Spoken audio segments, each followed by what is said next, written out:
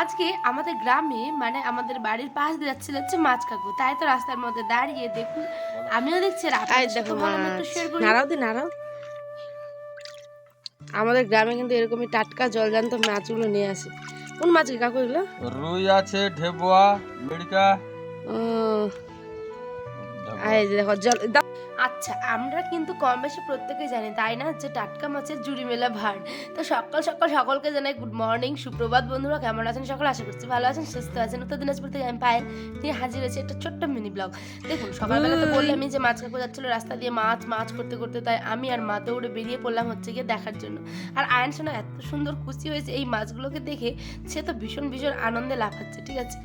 তো এখানে কাকুর সাথে বহুদিন পর দেখা, মানে এই কাকুটা আমরা যখন ছোট্ট ছিলাম তখন থেকে কিন্তু এখানে মাছ দেয়। তো ভাবলাম চলুন, আমি যখন দেখেছি আমার পরিবারের সাথেও আমি একটা শেয়ার করি। তো সকাল সকাল এত সুন্দর একটা ভিডিও দিলাম, অবশ্যই একটা লাইক করবেন, আমার চ্যানেলটা সাবস্ক্রাইব করবেন, পাশে থাকবেন। আর অবশ্যই কিন্তু বেল আইকনটা প্রেস করে রাখবেন এরকম সুন্দর সুন্দর নোটিফিকেশন পাওয়ার জন্য, ঠিক আছে।